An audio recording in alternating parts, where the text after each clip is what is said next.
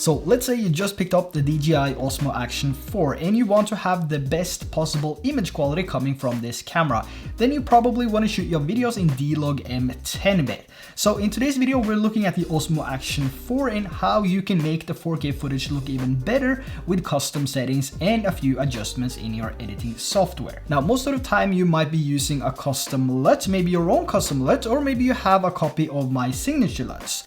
But this video is mainly going to be about color correcting the D-Log M10-bit color profile from the Action 4, so no LUTs will be applied. And these changes can also be done in most editing softwares like Final Cut Pro, LumaFusion, Premiere Pro, DaVinci Resolve, and so on. Now, the first thing I'm going to do to set everything up is to go over to the Settings tab on the Action 4, which is the two adjustment lines on the right side of the screen here. And once you pick this up, you're probably going to be in the basic settings. So on the top right corner there is a Pro button. So when you tap on this button, you will also get a few more options like exposure, white balance, and color. So when we select the color here, which is the first one we're going to change, when we tap on this one time, it will automatically go over to the D-Log M10-bit color profile, which is the one that we want to use. Now, depending on what type of video you're shooting, I would recommend setting the exposure to auto, unless you're shooting a cinematic video,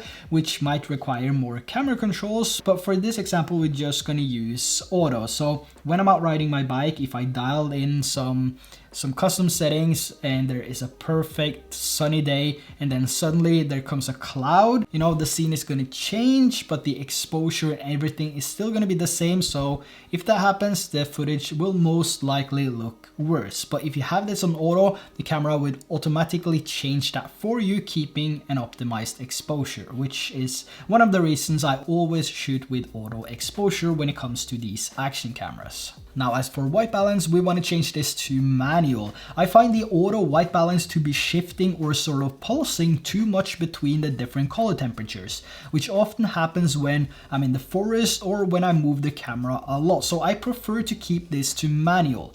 More precise, 5500 Kelvin for outdoor shooting and 4200 Kelvin for indoor. Now, the next is field of view, and this is more of a personal preference, I would say, and what type of videos you're shooting. So for motovlogging, for example, I personally prefer the ultra-wide 155-degree field of view for a wider shot, and normal vlogging I prefer using the wide or DVOR. Now, the last adjustment we want to do is to adjust the sharpness and noise levels, which is on the bottom left section here. Here I've set the sharpness to -2 and the noise reduction to -1. This is because I prefer to add my own sharpening in post, which most of the times actually looks better than the sharpness coming from the camera.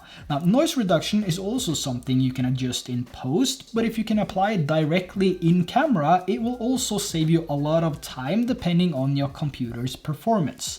But just like sharpness, you don't want to apply too much noise reduction in camera because it will end up looking worse than if you did it in post. What I like to do is to actually just remove some of it and put it down to -1, or sometimes even remove it completely and put it down to -2 and do everything in post myself. But there's also a fine balance here in order to get the best possible image prior to color correction and grading. But as a starting point, we'll be color correcting a clip shot with sharpness set to -2 and noise reduction set to -1. So now that we have everything dialed into the Action 4, the only thing we have to do now is to shoot some content. And when it comes to the color grading and correction part, it shouldn't take more than 20 to 30 seconds depending on how much you want to tweak it. But this is the benefit of actually putting in the correct settings before you head out. And now the settings that we put into the Action 4 is settings that you can use for any type of scenario. The only thing I would mention though is if you're going to shoot your videos in low light, you could also use the same settings as we dialed in now, but to get the best possible image quality in low light, you want to go with the normal color profile, because that's where you can enable the low light image enhancement feature, which is on the Action 4 as well. But now I've already captured some content. I went out with my motorcycle, so we can skip that part and let's head straight over to the computer and go through the different steps to make the Action 4 footage look better. So moving over to Final Cut Pro here, what I also like to do is to use an adjustment layer, but you don't really have to do that. You can do do it directly on the clip itself, but personally I like to use an adjustment layer. So the first thing we're going to do is to take a look at the waveform here, which is on the side, and we can see here the right side of the waveform is almost peaking, and that is going to be the area right here on the right side of this building and the white part here. But one other thing as well is to go through your footage and see if there is any parts which are peaking more than others. But like I said, when we use the auto exposure, everything should most of the time be within the 0 and 100 limit of the waveform. Now let's start by going over to the color inspector here, and what we're going to use is the color wheels. So the only thing you have to do here basically is to just increase the saturation of the midtones, and you can see how that affects the footage. So now with some adjustments to the midtones and the colors of the midtones, and if we just disable the adjustment layer and enable again, you can see how much of a difference that makes. And to be honest, this is everything you have to do. You don't really have to do anything else to make the 10-bit D-Log-M color profile pop. But there is a few other steps as well, especially since we put the sharpness and noise levels down to -2 and -1. We could also add some sharpness, but we're going to do that a little bit later. We maybe want to add some more colors into this, so now we have the colors pop even more when we increase the colors of the shadows here. So this is before and this is after, and going through the footage here, it actually looks pretty nice, and I don't think we need to add any other adjustments either. We can see that the red color here might pop a little bit too much, but that's also a personal preference if you want it to pop more or less. But if we increase the color of the highlights as well, we can see this pop even more, but it adds more overall color to the image and all the highlights. So what we can do is to increase the saturation and the colors of the highlights, but then we can go over here and we can select the hue/saturation curves. And what we can do here is to use the hue versus saturation, and we can also use this pen tool here and just select the red color, and we can take the red dot here and we can just push a little bit down, which will remove a lot of that red color if you think it's a little bit too oversaturated. So if we go back to the marker here now and do the same thing, you can see if we just drag this down, we have the red gone, and we can increase the color of the red as well. So actually I want to keep it somewhat there. So now we're done with the color correction part of this image. This is before and this is after, and it actually looks a little bit more appealing. Maybe the reds are a little bit too saturated, but we can also go over to the color wheels and push the highlights a little bit down again. Now if we look at the waveform, we can also see the peak of the right side of the white here of the image. We can also drag that a little bit down just to make sure that it's not clipping in any parts of the video.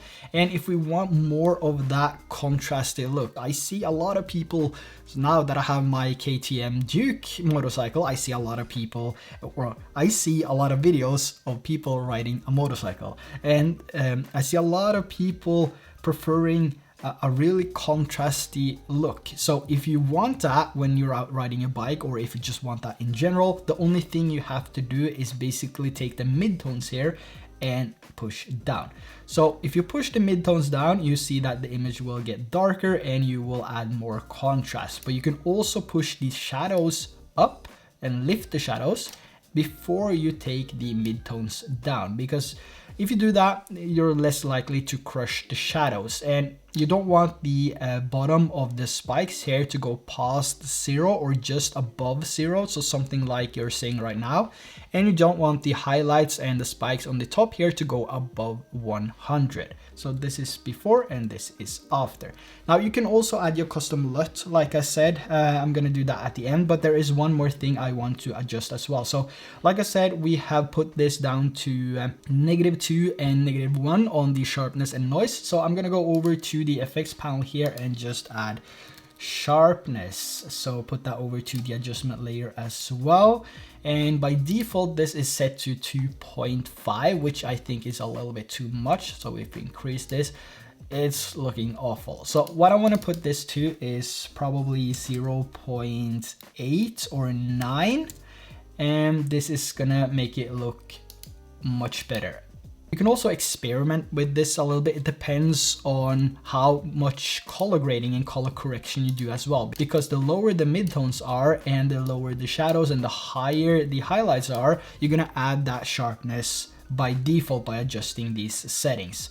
But you can also do that with the curves here. So if we go over to color curves, and you can just place a dot here, and you can drag the midtones a little bit down, and if you take the highlights and push a little bit up, you will create that sharpness as well. I kind of gone a little bit away from the S-curve because when I apply my custom Signature LUTs, they already have that enhancement built into them. So I don't really have to add any sharpness in post, maybe just a little bit like 0.9 or 0.8, and then add my Signature LUTs, and I'm basically good to go. So this is basically how simple and fast it is to color correct and add a grade to your Action 4 D-Log M 10-bit color profile. Now, like I said, you can also add your custom LUT. So I have my custom LUT here. If I just apply that on top here and just enable it, you can see the differences in the color pattern here. It makes the greens a little bit more orange, but not all orange, and it also sort of tweaks those different green tones and makes it look a little bit more appealing.